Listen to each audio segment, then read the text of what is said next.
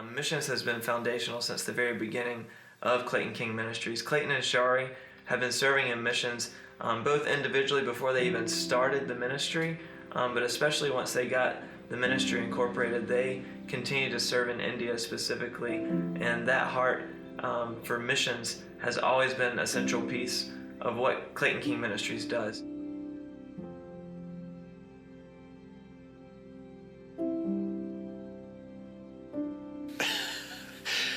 Mission trips. So I would always wonder, God, are you really calling him there, or is he just trying to prove it to himself that he can go to the most remote, far, dangerous place to present you? I remember the years of him coming back and battling malaria on the college campus.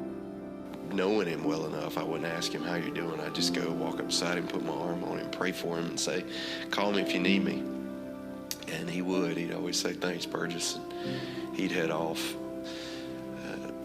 to his room and recover, and then he'd emerge in a few days. But the wonderful thing about Clayton early in those years is that he set a precedence for, okay, this is a dangerous place. It's not going to be easy. There's a price to pay, but let's trust God and feel the fear and do it anyway. I used just to love it. The people who would hear him come back and tell stories, and again, much like before, they would, does that really happen? And then they would go on the trip and they would say, yeah, that stuff really happens, and we can't figure out if it's the devil attacking us, if it's Clayton's personality, or if it's God working all in the midst of it, knowing that he's got a leader that he can trust that will take it to the limit. So when I met Clayton and I found out that he had a heart for India, we sat down in a coffee shop and he started showing me pictures of his trip to India. And I'm telling you, I just started to fall in love with him when he was doing that.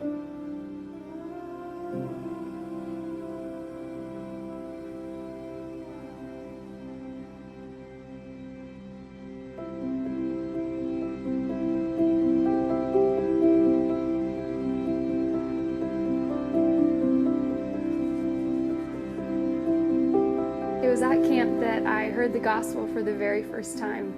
Clayton shared an invitation and I accepted Jesus as my Lord and Savior. And I knew in that moment that week had changed my life forever.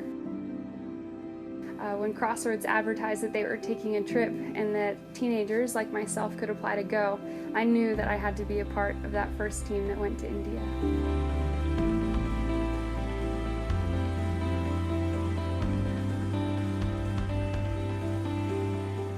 My name's Jason Cheesegel, and this is my wife, Lakin. This is our son, Thatcher. And we were Crossroads campers when we were in high school, and we were challenged to go on a Crossroads mission trip when we were in high school, and that sort of jump-started our missionary career. Should we do that again? During our time in India, we saw, hey, mission work is doable. It's not something you have to... God doesn't have to come out from heaven and tell you and point his finger in your face and say you have to do this. He commands us to do it in the scriptures. So when we got to India, I think some of the first things that I realized were, one, how different the culture was from where I had grown up, and two, just how many people all around us were so far from Jesus. And we saw temples and we saw different places where they were worshiping idols. And I think even at 15, I knew that this was a place that needed Jesus, and this was a place where we needed to be.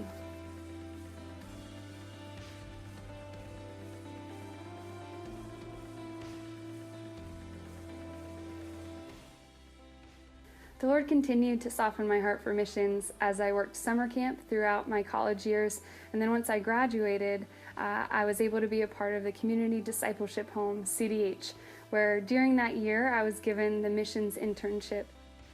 I would have the opportunity to talk to teenagers on the phone or at camp that were just like I was when I was 15 and had a desire and a calling upon their life that the Lord was asking them to serve cross-culturally.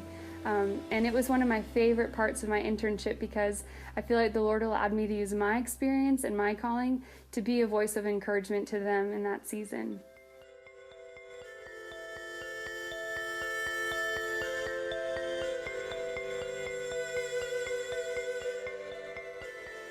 We're heading to Papua New Guinea in August with our family.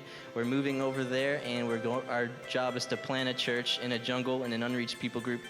So we'll be there for about 10 to 15 years, and our job is to go learn their language, learn their culture, and plant the gospel in a permanent, sustainable way so that we can come home and the gospel is still a healthy church that's reproducing itself in the jungles of New Guinea. This ministry has not only given me the opportunity to hear the gospel at a young age, to grow in my faith as a young girl, to serve internationally and visit a dark place where Jesus is not known, and then also to fulfill my calling now as a grown woman to serve in full-time ministry. This ministry has played such an instrumental part of my life, and I'm so blessed that the Lord has allowed me to be a part of it.